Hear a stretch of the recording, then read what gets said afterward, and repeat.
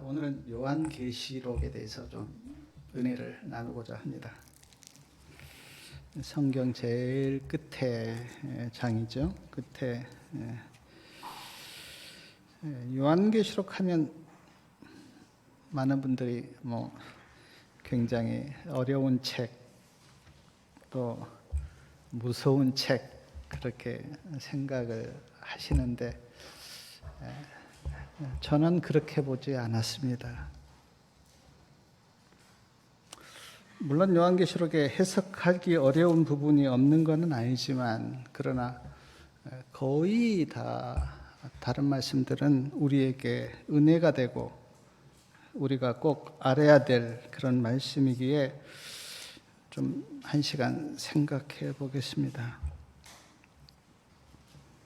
제가 요한계시록을 통해서 봤던 첫 번째 그 은혜가 된 말씀은 예수님의 모습이 요한계시록 1장 13절부터 나와 있어요. 예수님의 모습이 나와 있어요. 요한계시록 1장 13절부터 본 그 예수님의 모습은 발에 끌리는 옷을 입고 계십니다. 발에 아주 쫙 끌리는 긴 옷을 입고 계신 그 예수님의 모습. 가슴에는 금띠를 띠고 계십니다. 제가 옛날에 이렇게 그 사극 같은 데 보면 왕이 쫙 가슴에 금띠 이렇게 두르고 나오는 그런 모습을 사극에서 본 적이 있는데 예수님도 가슴에 금띠를 띠고 계시고요. 14절 말씀해 보니까 머리와 털의 희기는 흰 양털 같다 그랬습니다. 이건 상상이 안 되는데 어떤 흰 양털처럼 예수님의 모습이 그래요. 눈은요 불꽃 같다 그랬습니다. 아주 불꽃같이. 그러나 저는 상상해 봐요. 인자하신 눈을 가지고 계실 거다. 아주 불꽃같지만 그러나 그 눈빛은 사랑과 인자함으로 그렇게 보일 거다. 그렇게 저는 생각해 봅니다. 15절에 보니까 발은 어떻습니까? 풀무에 단련한 빛난 주석 같다 그랬습니다. 저도 상상은 잘 안 되는데 빛난 주석같이 예수님의 발이 그렇다고. 음성은요? 많은 물소리와 같다 그랬습니다. 많은 비가 오면 그 물이 이제 내려가잖아요. 제가 이 말씀 이렇게 묵상하면서 큰 홍수가 졌을 때 물소리를 제가 상상해 봤는데 그 많은 물소리와 같은 예수님의 음성.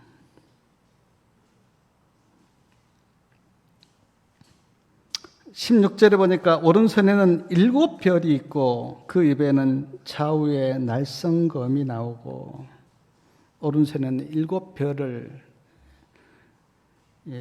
들고 계시고요. 입에서는 좌우에 날성검이 나온다. 히브리서에도 그런 말씀 있잖아요. 하나님의 말씀은 검처럼 우리의 모든 어떻습니까? 모난 죄나 모난 성격도 잘라버릴 수 있는 그런 능력 있는 하나님의 말씀. 검처럼 말이에요. 진짜 하나님의 말씀을 우리가 그렇게 받으면 하나님의 말씀이 검이나 같아요. 어떤 것도 찔러 쪼개는 그런 능력 있는 말씀인데 우리가 그 말씀들을 믿음으로 받지 않기 때문에 그렇죠. 얼굴은 해가 힘있게 비추는 것 같더라. 해가 힘있게 비추는 것. 한번 그 떠오르는 그 해를 한번 보셨습니까? 그렇게 환하게 빛나고. 제가 이런 말씀 이렇게 묵상하면서 참 예수님 보고 싶다. 2000년 전에 봤던 그 예수님의 모습과는 전혀 달라요. 그때는 아주 풍채도 모양도 볼품없는 그런 평범한 사람으로 오셨지만 지금 예수님의 모습은 전혀 다릅니다. 영광스럽고 찬란하고. 다시 오시는 예수님의 모습은 이렇게 영광스러울 거예요. 물론 하늘이 좋죠. 환경도 좋고 다 좋습니다. 그러나 하늘이 왜 그렇게 좋은가? 거기에 하나님이 계시고 예수님이 계시기 때문에. 그 예수님의 모습이 계시록에 기록되어 있어요. 계시록에. 사도 요한은 이 예수님의 모습을 밤모섬에서 봤습니다. 그리고 황홀에 빠져버렸어요. 비록 그 밤모섬에 유배되어서 갔지만 그 밤모섬이 되지 않은 것은 이 예수님의 모습을 사도 요한이 계시로 봤기 때문에. 사랑하는 여러분, 어려움 가운데 처했을 때 예수님의 모습을 보면 어떻습니까? 그 모든 어려움은 이슬처럼 사라집니다. 예수님의 모습을 보면. 또한 계시록 4장에 가보면 하나님의 보좌가 나오는데요. 하나님의 보좌를 한번 좀 상상해 보십시오. 하나님의 보좌가 쫙 있는데, 물론 성경 전체적으로 보면 또 여러 말씀들이 있는데 그냥 제가 계시록에 있는 말씀만 말씀드리면 하나님의 보좌가 있습니다. 계시록 4장부터 이렇게 나와요.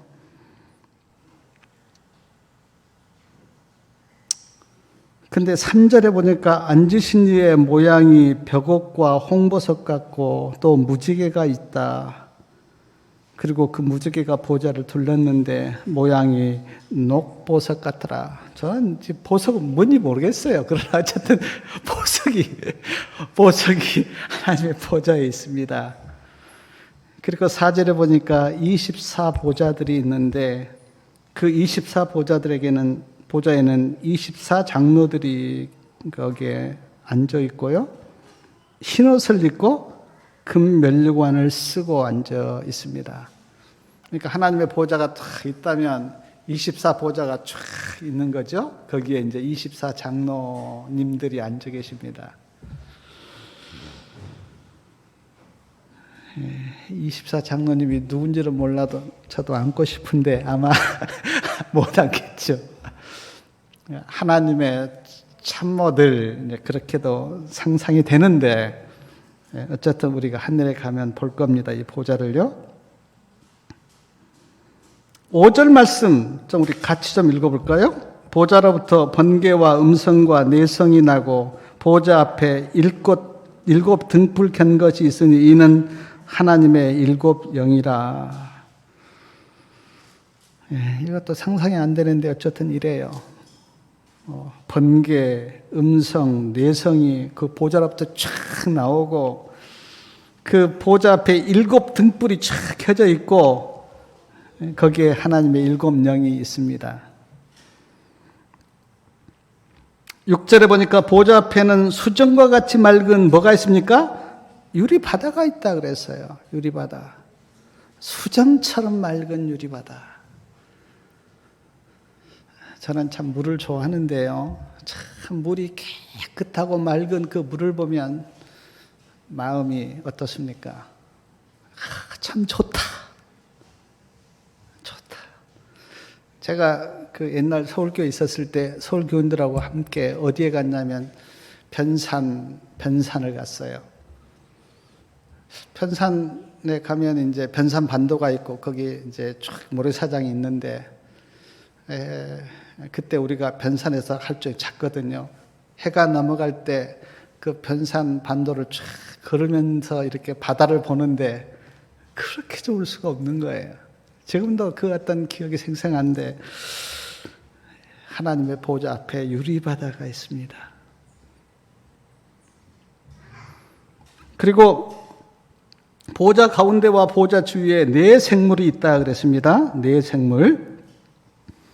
7절에 보니까 첫째 생물은 사자 같고, 둘째 생물은 송아지 같고, 셋째 생물은 얼굴이 사람 같고, 그 넷째 생물은 날아가는 독수리 같다 그랬습니다. 이 의미가 뭘까? 이렇게 제가 생각해 보니까 이제 하나님의 모습을 이렇게 상상해서 있는 것 같아요. 하나님이 누구처럼 강하십니까? 사자처럼 강하시고, 송아지처럼 힘이 세고, 또 사람처럼 하나님은 이게 지금 하나님이 이렇다는 게 아니고 우리에게 그 하나님의 모습을 이렇게 설명해 주는 거예요. 사람처럼 양심과 이성과 지혜가 있고, 독수리처럼 빠르고, 그렇게 하나님을 지금 그러니까 이런 어떤 말씀들을 우리가 상상하면서 하나님의 보좌가 이렇게 생겼구나라고 생각하고 그 하나님을 우리가 사모하고 그리워야 돼요. 6날개가 있다 그랬죠? 8절에 보니까 6날개가 있고 그 다음 눈이 가득하다 그러면서 찬양을 하는데 거룩하다 거룩하다 거룩하다 주 하나님 전능하신 이여. 제가 앞으로 또 찬양에 대해서 이야기할 건데 이렇게 합니다. 그러니까 하나님의 보좌가 있는데 거기에 네 생물과 24장로가 다 지금 뭘 합니까? 하나님을 찬양하는 거예요. 거룩하신 하나님, 전능하신 하나님, 그렇게 하나님을 찬양하는 성도님들 하늘에 가서 꼭 보시기 바랍니다. 그 다음 요한계시록에 우리가 이렇게 잘 많이 들었던 7 교회가 있고요. 그 다음 7 인이 있고요. 7 나팔이 있고 7 대접이 있습니다. 7 교회는 각 시대마다 하나님께서 교회를 보셨어요. 에베소 교회, 서마나, 버가마 쭉 이렇게 나오는데 하나님께서 시대마다 교회를 보셨는데 그 시대마다 보신 하나님의 마음을 여기다 기록한 거예요. 에베소 교회 시대는 이런 건 잘했고 이런 건 잘못했다. 영적으로 이랬고 또 이랬다고 하는 것을 기록하셨어요. 그거 보시면 영적으로 많은 교훈이 됩니다. 첫사랑을 잃어버렸다. 그러면서 또 환난을 잘 견디고 이겼다. 이제 그렇게 하는데 5 교회는 칭찬과 책망이 같이 들어 있습니다. 근데 빌라델피아 교회는 뭐만 있습니까? 칭찬만 있어요. 책망이 없어요. 라오디가 교회는요, 칭찬은 없습니다. 책망만 있어요. 하나님께서 보시고 하나님의 어떤 그 생각을 이렇게 사도 요한을 통해서 기록하셨는데 이 말씀 이렇게 제가 묵상하면서 오늘 우리 교회를 보실 때 하나님은 어떤 말씀을 기록하실까 제가 생각해 봤는데 참 하나님께 부끄러웠어요. 하나님, 우리가 좀 더 믿음으로 살아야 되는데 하나님께 더 충성하고 또 하나님께 더 영광을 돌리고 그렇게 살아야 되는데 하는 생각이 제 마음에 들었어요. 성도님도 한번 생각해 보십시오. 교회가 건물이 아니고 내 각자가 교회인데 하나님께서 나를 오늘 어떻게 보고 계실까?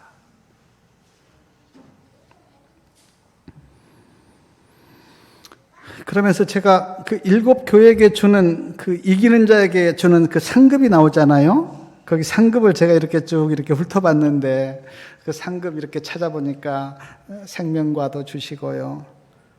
둘째 사망의 해를 당하지 않게 하시고요. 만나와 흰돌을 주시고요. 만국을 다스리는 권세를 주시고요. 흰옷을 입고 생명책에 기록되고요.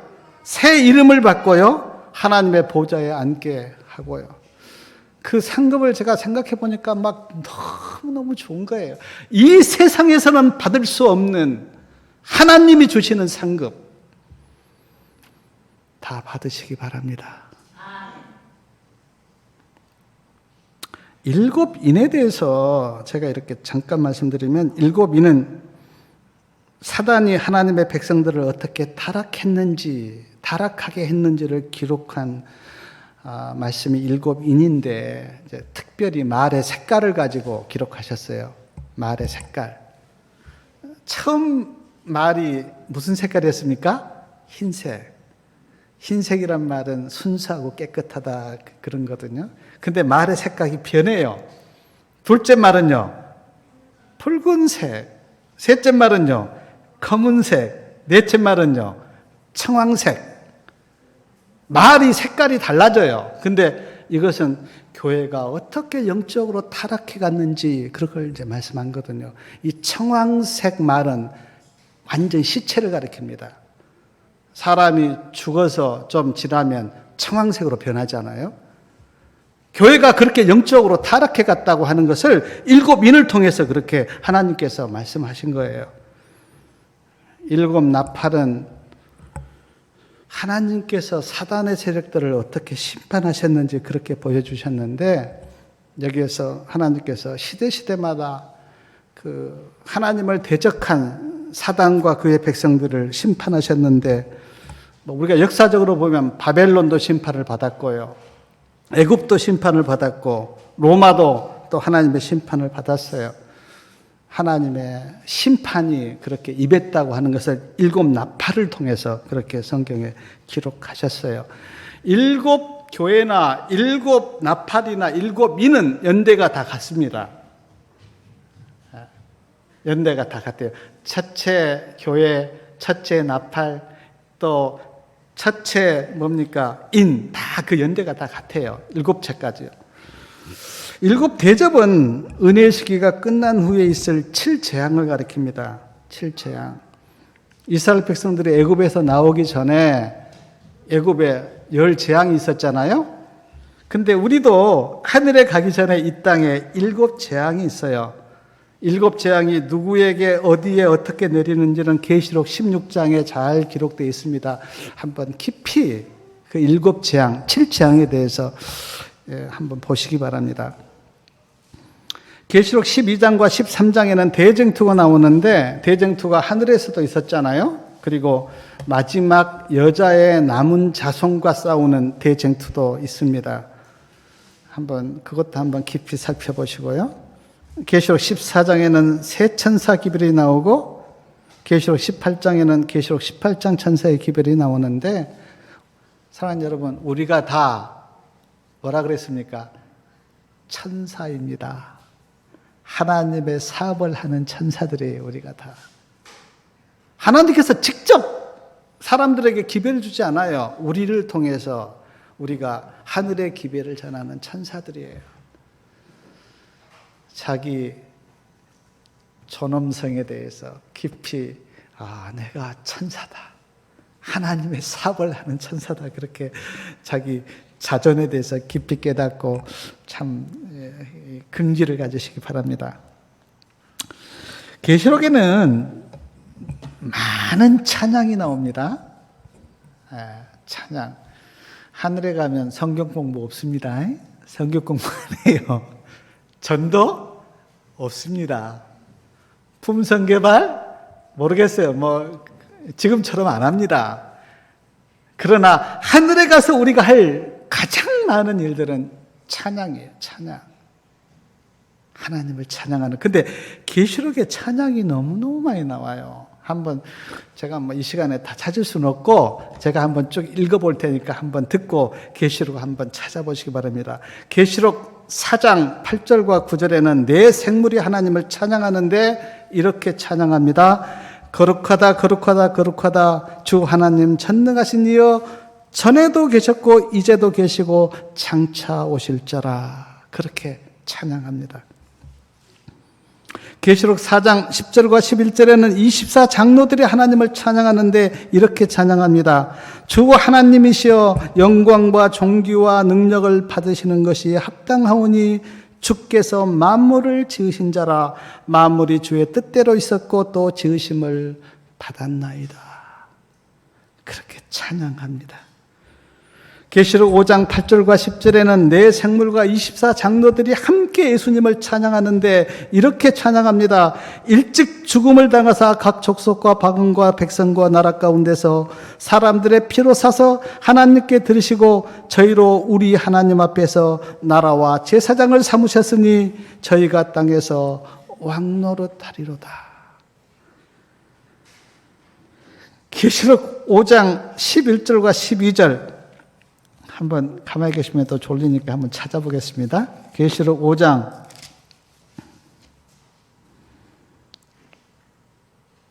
11절과요 12절 우리 다 함께 한번 읽어보겠습니다. 내가 또 보고 들음에 보좌와 생물들로 장로들을 둘러싼 많은 천사의 음성이 있으니 그 수가 만만이요 천천이라. 큰 음성으로 가로되 죽음을 당하신 어린 양의 능력과 부와 지혜와 힘과 존귀와 영광과 찬송을 받으시기에 합당하도다. 그 다음 13절 끝에도 또 찬송이 나오잖아요. 보좌에 앉으신 이와 어린 양의 찬송과 존귀와 영력과 능력을 세세토록 돌릴지어다. 14절에 보니까 네 생물이 가로되 아멘 하고 장로들은 엎드려 경배하니라. 찬양이 너무 많아요.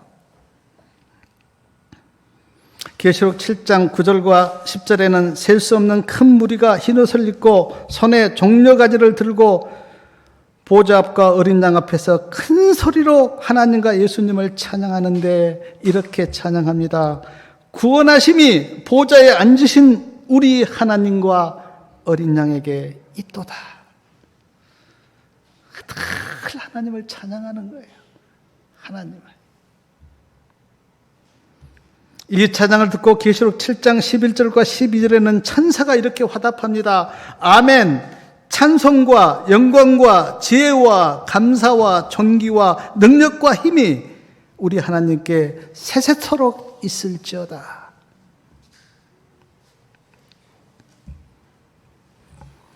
계시록 11장 16절과 17절에는 24장로들이 이렇게 하나님을 찬양하는데 우리 그 찬양 한번 같이 읽어보겠습니다. 16장 17절하고 11장 16절하고 17절이요. 하나님 앞에 자기 보좌에 앉은 24장로들이 엎드려 얼굴을 대고 하나님께 경배하여 가로되 감사하옵나니 옛적에도 계셨고 시방도 계신 주 하나님 곧 전능하신 이여 친히 큰 권능을 잡으시고 왕노릇하려다. 네, 찬양이에요. 24장로들이. 아까 하나님의 보좌 앞에 24장로가 있다 그랬는데 그 장로들이 하나님을 찬양해요. 감사합니다. 하나님 곧 전능하신 이여 큰 권능을 잡으시고 왕노릇하리오다. 계시록 15장 2절과 4절에 보면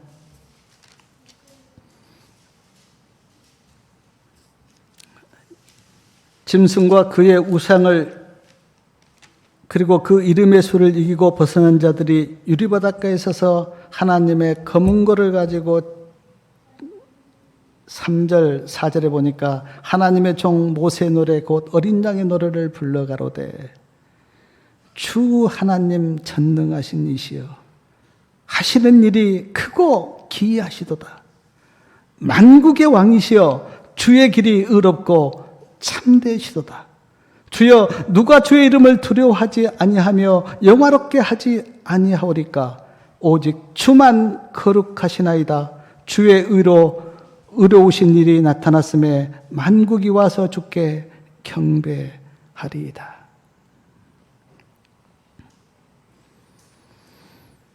계시록 19장 1절과 3절에 보면 헛한 무리가 하나님을 찬양하는데 그 계시록 19장 1절부터 3절 우리 말씀 좀 같이 읽겠습니다.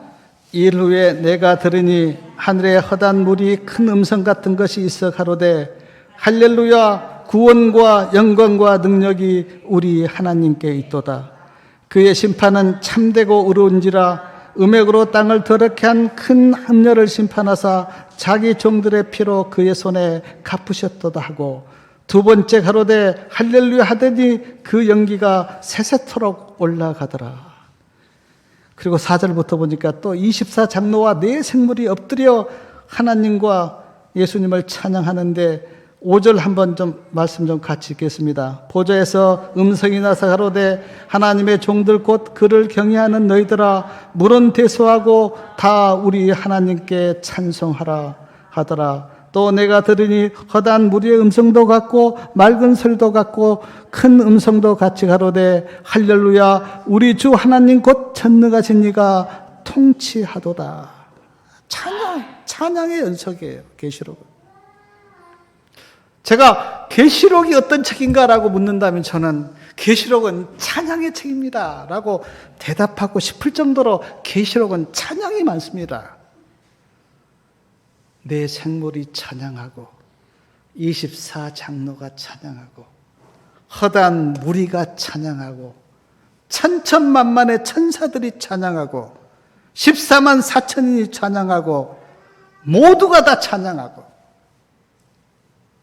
계시록은 찬양의 책이에요. 그렇지 않습니까? 제가 구원받아서 하늘에 간다. 뭐 하겠어요? 하나님을 찬양하는 것밖에.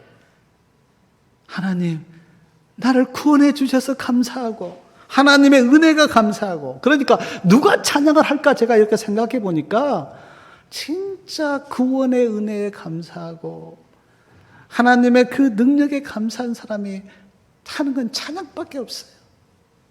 하나님 감사합니다. 나를 구원해 주셔서 감사합니다. 하나님의 그 유대하시고 광대하심을 찬양합니다. 저는 그 우주에 대해서 잘 모르잖아요, 우리가. 우주에 대해서 말이에요. 근데 진짜 그 과학자들이 쓴 책을 보면 이 우주가 얼마나 넓은지 아십니까? 우리가 지금 태양계가 있잖아요, 태양계. 태양, 지구, 달, 이렇게 해서 목성해서 우리 태양계가 있는데, 이 태양계가 우주에 몇 개 정도 있을 것 같아요? 에? 우리가 지금 있는 게 태양계인데, 달, 태양, 달, 목성, 금성해서 이게 지구해서 이 태양계가 몇 개 있을 것 같아요? 수천억 개입니다. 수천억 개. 그렇다면 이 우주가 얼마나 넓으겠어요? 상상을 못하죠. 근데 그 모든 우주를 통치하시고 관할하신 분이라고 생각하면 하나님에서 상상이 됩니까? 근데 어떻게 찬양이 안 나오겠어요?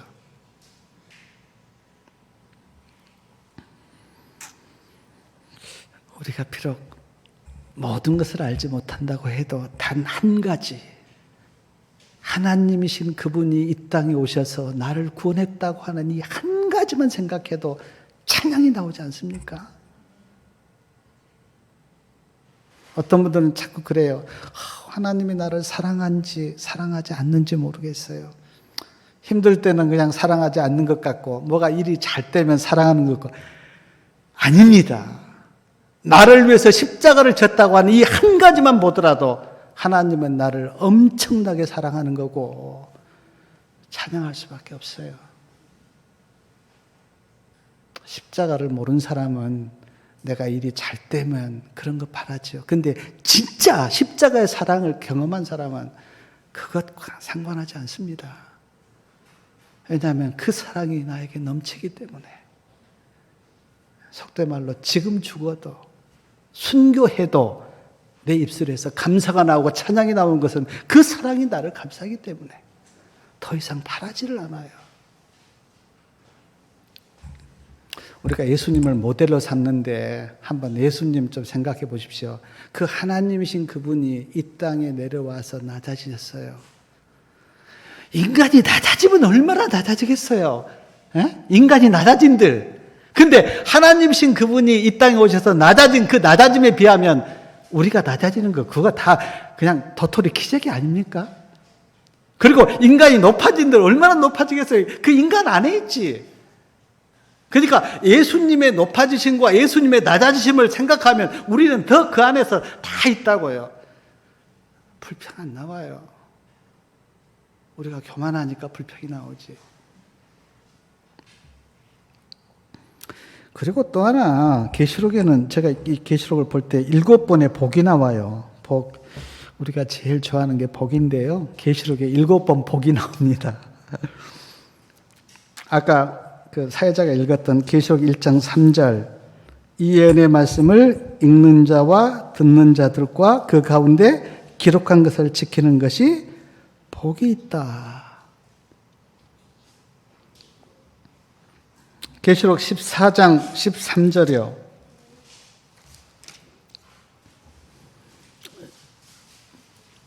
14장 13절 중간부터 보면 자금 이후로 주 안에서 죽는 자들은 뭐라 그랬습니까? 복이 있도다. 복이 있도다. 계시록 16장 15절이요. 16장 15절 우리 같이 읽어보겠습니다. 보라 내가 도적같이 오다니 누구든지 깨어 자기 옷을 지켜 벌거벗고 다니지 아니하며 자기의 부끄러움을 보이지 아니하는 자가 복이 있도다. 계시록 19장 9절이요.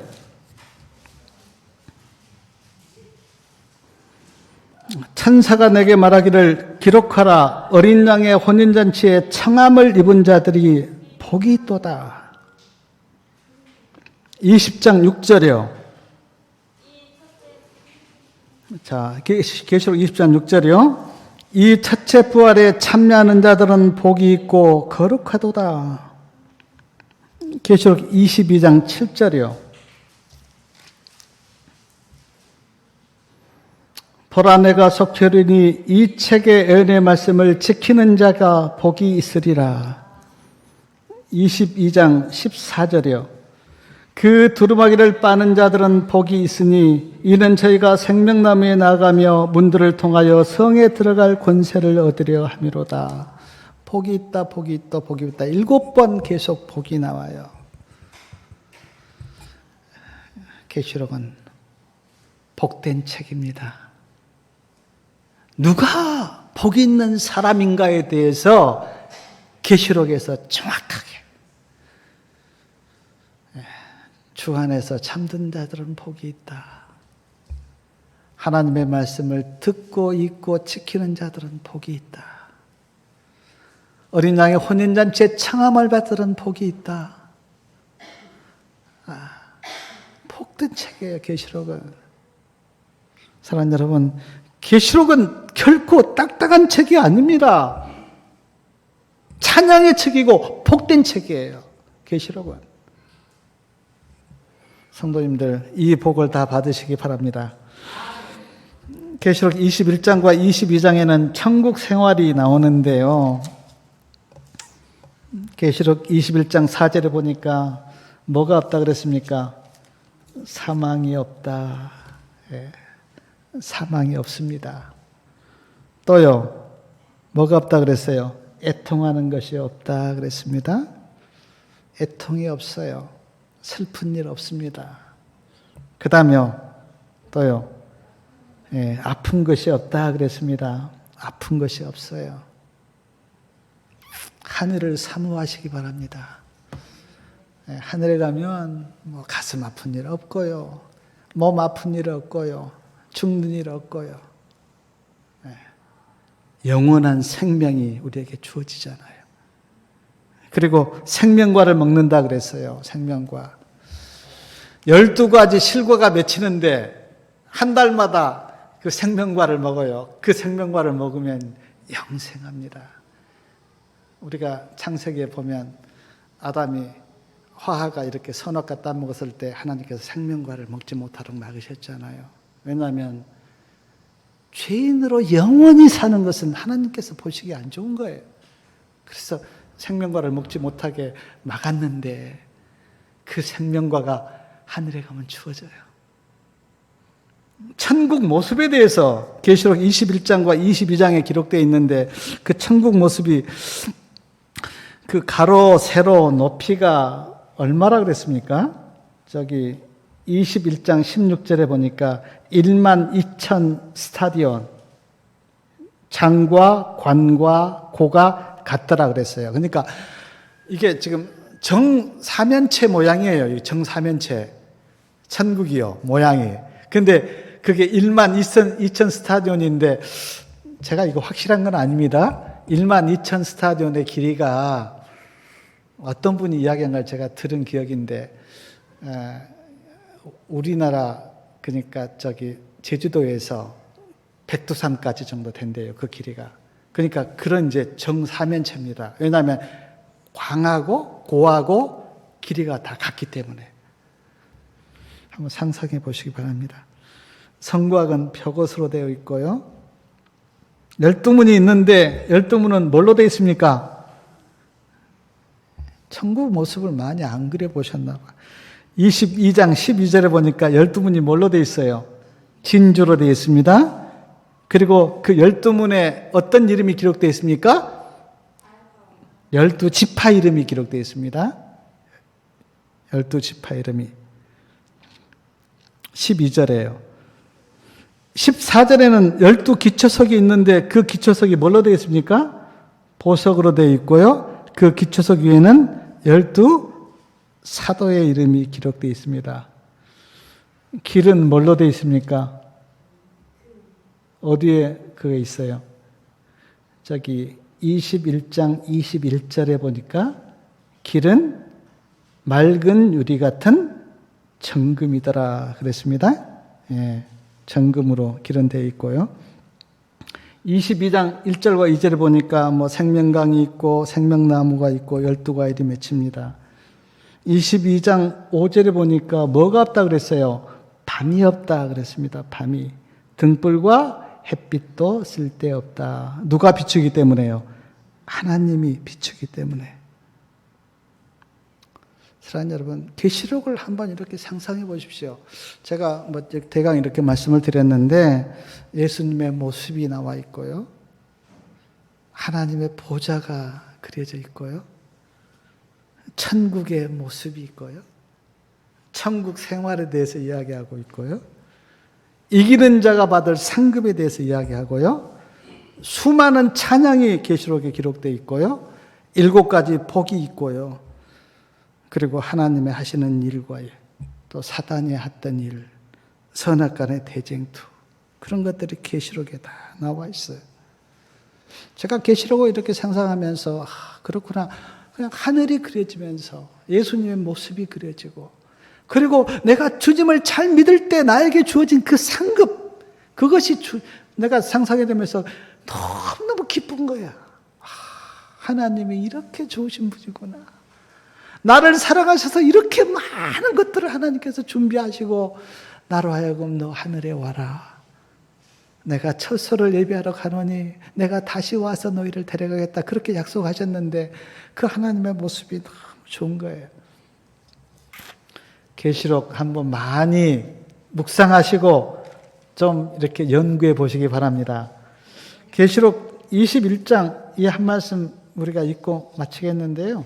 계시록 22장 20절하고 21절 한번 다 같이 좀 큰 소리로 한번 읽어볼게요. 계시록 22장 20절하고 21절이요. 이것들을 증거하신 이가 가라사대 내가 진실로 속히 오리라 하시거늘 아멘. 주 예수여 오시옵소서. 주 예수의 은혜가 모든 자들에게 있을지어다. 하늘에서 음성이 들렸어요. 내가 진실로 속히 오겠다. 사도 요한이 화답했습니다. 아멘. 주 예수여 오시옵소서. 성도님들, 저는 꿈을 잘 안 믿는데요. 근데 저에게 그 꿈으로 보여준 계시가 있어요. 제가 이게 지금 처음 이야기합니다. 처음. 저는 꿈 이야기 잘 안 해요. 근데 하나님이 나에게 보여줬던 그 꿈 계시가 있는데요. 그 계시가 요즘 다 일어난 일들이에요. 제가 혼자 하나님께서 나에게 보여준 그 계시를 내가 이렇게 마음속에 생각하면서 이상하게 요즘 우리 교회에서나 세상에서 일어난 일들이 그때 나에게 보여준 거예요. 근데 내 마음속에 요즘 자꾸 그 생각이 드는 거예요. 예수님 오실 때가 가까웠다. 예수님 오실 때가 가까웠다. 준비하라, 준비하라, 준비하라.